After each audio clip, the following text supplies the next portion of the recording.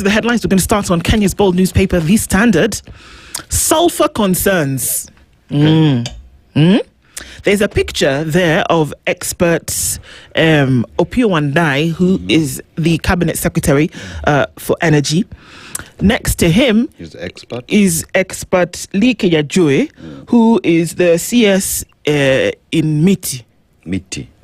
Ministry of Industry, Trade and Investment. Investment, Trade and Industry. Wherever you want to put the I and the T, it's okay. The sulphur concerns are fast.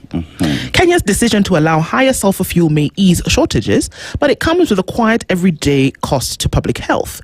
As the fuel burns, it releases more toxic fumes into the air, especially in crowded towns and cities. With every breath, people are exposed to pollutants linked to asthma, chest infections and other breathing problems. Children, the elderly and those with existing conditions face the greatest risk.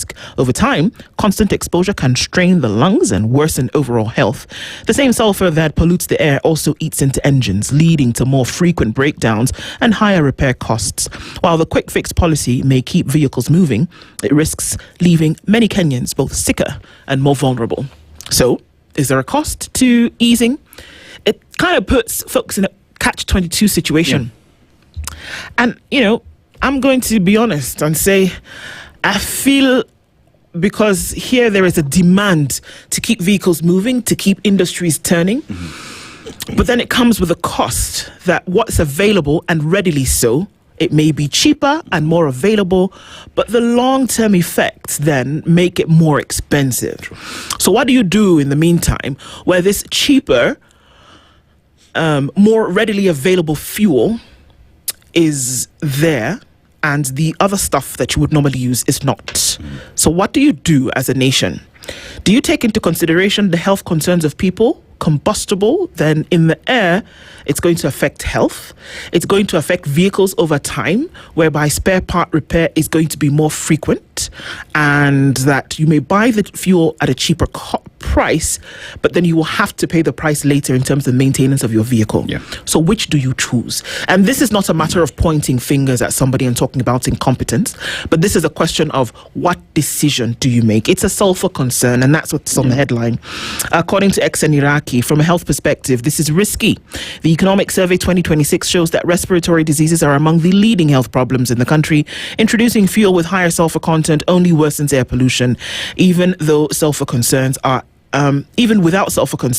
our air quality has not been ideal. Sulfur was one of the issues that affected the big cities in China, Beijing, Shanghai, whereby the smog was ridiculous. There was a smogometer essentially, and that people would check. The way you check and see if it's raining, do I need to carry an umbrella? They would check and see what are the levels, do we need to wear our masks, what do we need to do getting out into the city.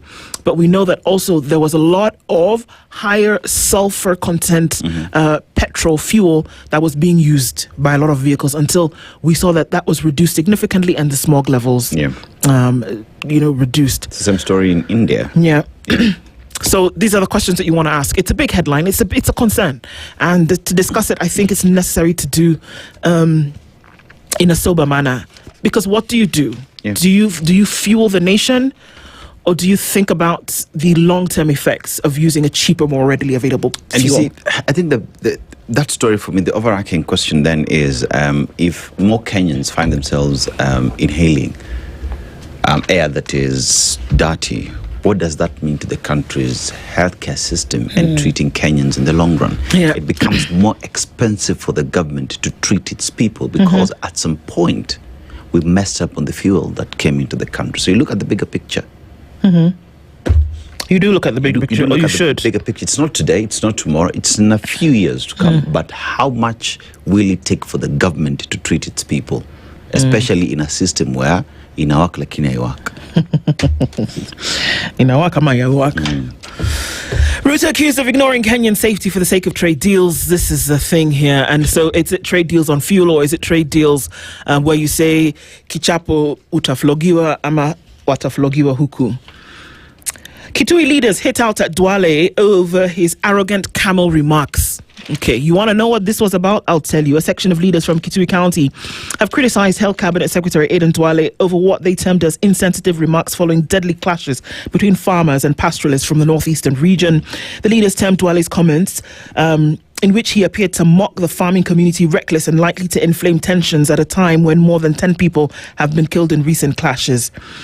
Duale sparked outrage over his remarks, boasting that all camels belonged to him and that he was untouchable.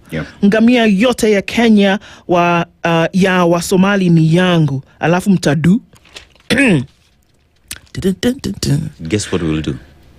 Hiyo ngamia yako ya Msomali hiyo ikuje kwa shamba yangu and it destroys my property, I know where to go. He's just made it so easy to prosecute him. He's made it so easy. See, now, unfortunately, that gun analogy is suddenly sounding very... Back to reality. What the hell, man? Yeah, I know. Who are these people we have in leadership? No, who are these people we have serving us? Man, how do you just wake up and... I mean, this man should be worried that Shah is not working. You would imagine that you have a little bit more to talk about than camels. Yeah. Excuse me, I'm just saying that some things... Remember I said yesterday that you need to wake up every morning and while you're brushing your teeth, taking a shower, getting your coffee, whatever, also make sure that the batteries in your brain-to-mouth filter are functioning. Yeah. Or get new ones, or whatever it is that you need to do. Because the things that you say with your mouth actually can be incendiary. Come on. I mean, you can do better, man. Yeah, we can actually do much better. And then you also, like, this is a very emotive matter right now because Kenyans have been killed. In a place that they've never been killed like this before. Killed before. And Not for you to come and just spew such nonsense, I'm like, who raised you? Not the camels. The camels have better brains, if you ask me. New faces joined the judiciary after JSC's historic picks, and I love this, that we saw people across board who were selected to be judges. Shout out to my friend Belinda Kello.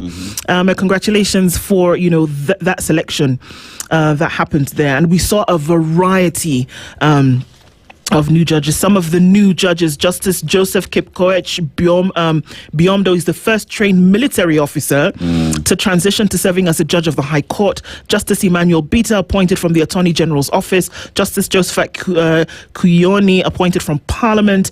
Appointed from the Sports Disputes Tribunal is Justice Bernard Murunga. We've had a conversation with him, actually.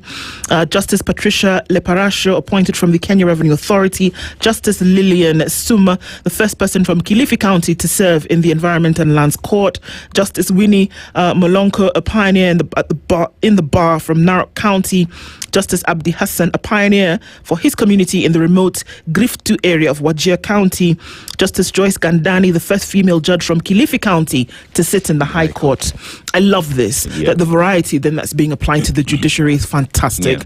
And I think that we saw from these interviews that there's a variety of talent that has been picked on then to serve in this role. We wish them the very best in their appointments and that they can actually, interpret the law and apply, and that justice forever continues to be shield and defender.